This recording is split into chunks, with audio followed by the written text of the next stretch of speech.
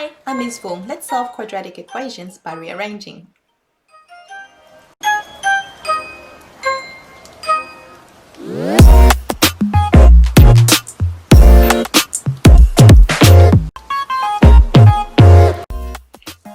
Please note that when we have x squared equals 4, that x is equal to plus or minus 2. It has two solutions.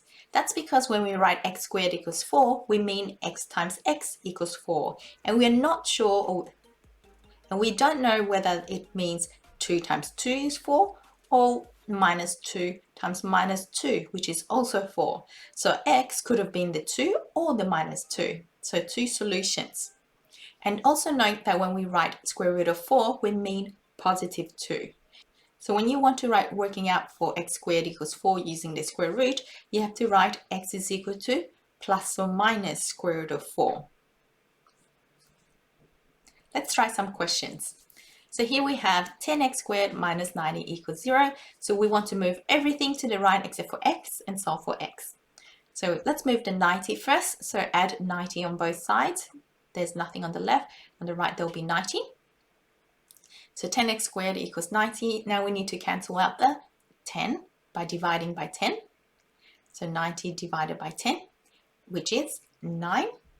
So x squared is equal to 9. And now we have to square root both sides and we get plus or minus 3. Be very careful you don't forget the minus 3 as one of the answers.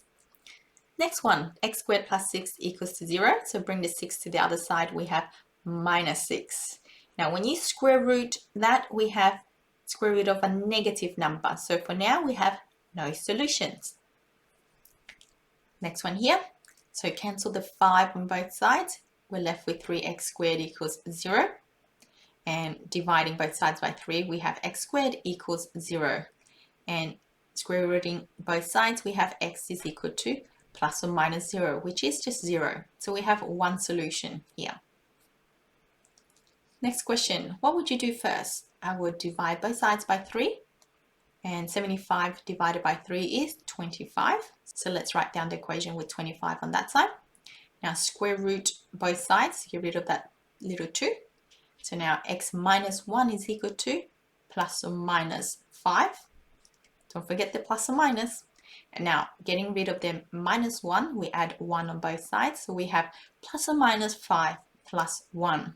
So what are our answer? We read the top line, which is plus 5 plus 1, that's 6.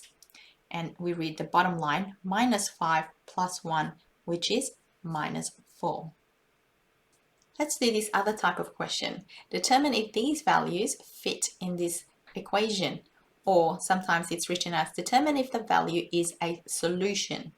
How do we do that? We will substitute the value into the left-hand side and then to the right-hand side and compare if they're the same. If they are the same, then we say yes, it is a solution. So let's do that. X is minus 2. Let's do the left-hand side. That is minus 2 squared is 4. And now we do the right-hand side. Put that minus 2 in there. We have minus 2 plus 6. That is also 4. So the left-hand side and the right-hand side are the same, which means, yes, x minus 2 is a solution. Make sure you remember to write this part too. X equals minus 3. Is that a solution? We're going to repeat the steps. We're going to check the left side, the right side, and see if they're the same. And then we give our statement. So the left-hand side is minus 3 squared, which is 9. And the right-hand side, minus 3 plus 6 is 3. This time the left-hand side is not equal to the right-hand side. So use this symbol to represent not equal. Therefore, x minus 3 is not a solution. That's it from me today. Thank you for watching and I'll see you next time. Bye!